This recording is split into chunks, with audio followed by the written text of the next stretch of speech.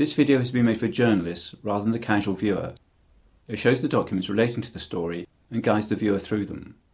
PDFs of the documents can be seen on my website.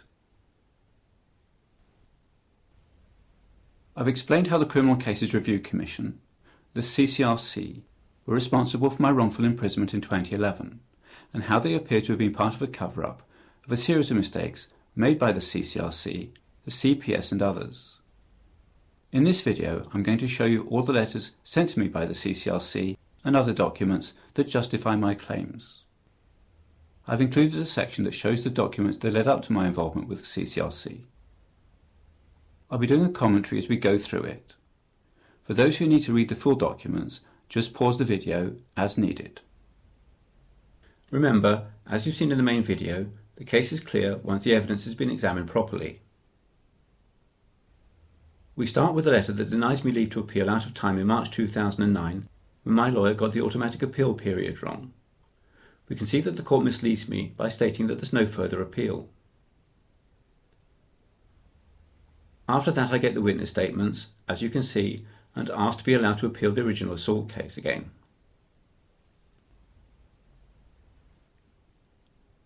The problem is that by then I've been to prison for witness interference. The judge looking at what I send in will know I've been convicted and sent to prison, but won't know what happened at that trial. He'll also know this isn't coming from a lawyer, it's coming from me, a convicted criminal. Normally, the request would come through the lawyer that handled the case in court. If it doesn't, I'm under the impression it won't be taken seriously. I don't think the judge looked at it properly, and so again my request was rejected. I am also told my request has no merit. Seriously?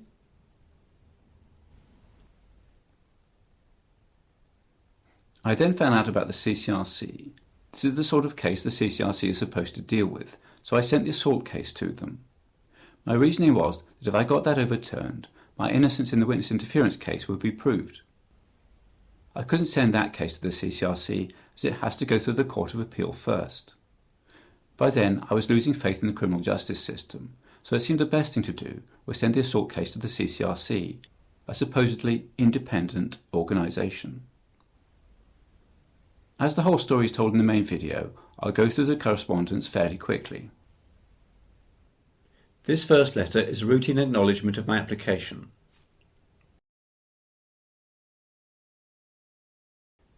The second letter is a response to a request I made that my case be given priority.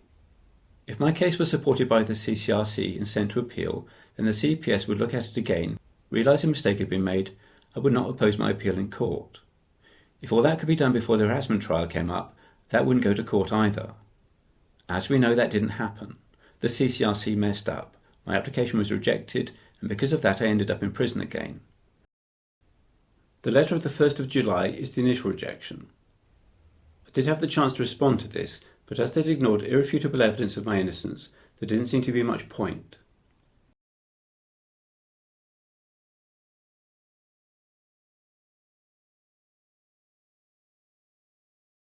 Their letter of the 3rd of August is their final decision.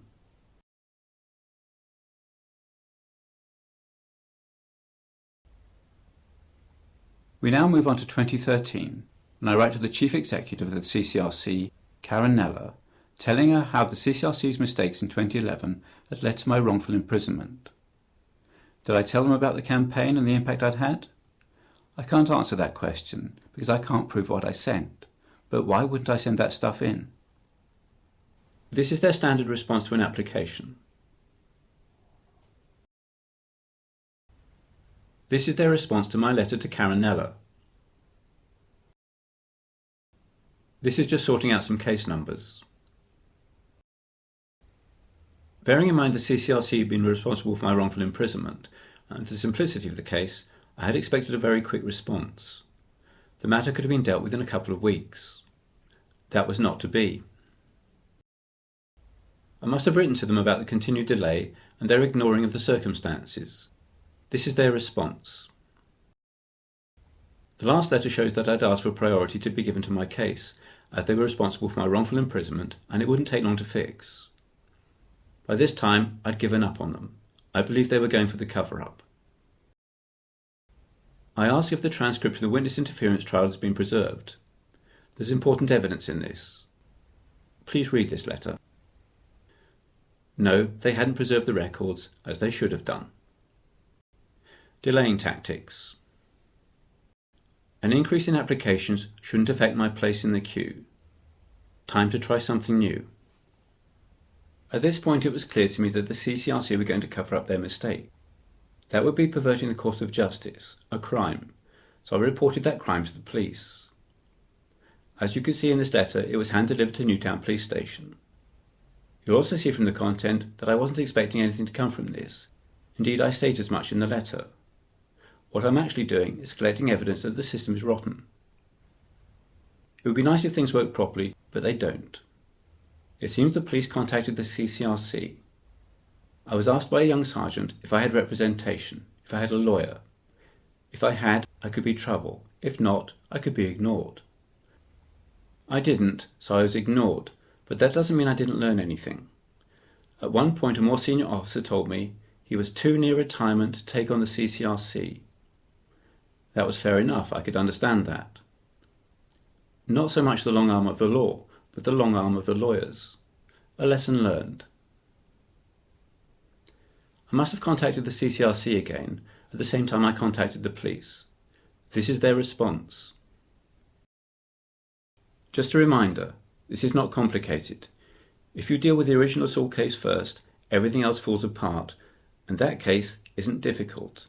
The evidence can be checked in a couple of hours. So, what next? Now that the police and CCRC knew I couldn't afford a lawyer, it might seem as if I was stuck, but an idea occurred to me. By that time, I knew I could prove I was innocent, and that would be bad news for the CPS and the CCRC.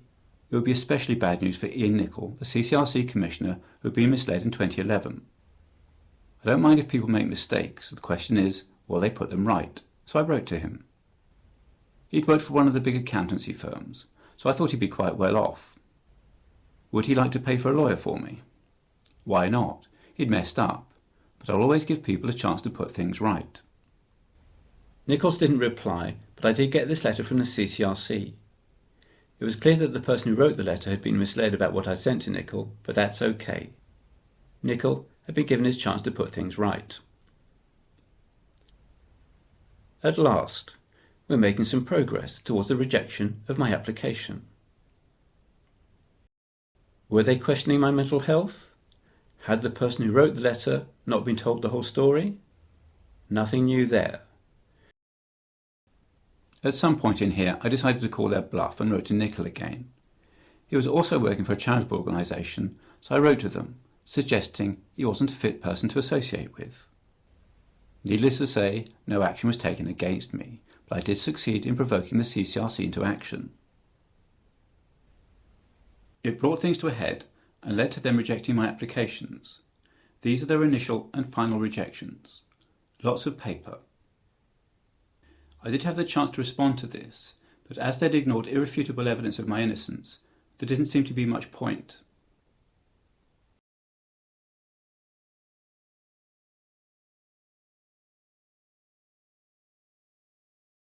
Now I knew where I stood. It was going to be a long haul, but what none of us knew at that time was that in that same year, 2015, one of the new Labour MPs would become Prime Minister just 9 years later.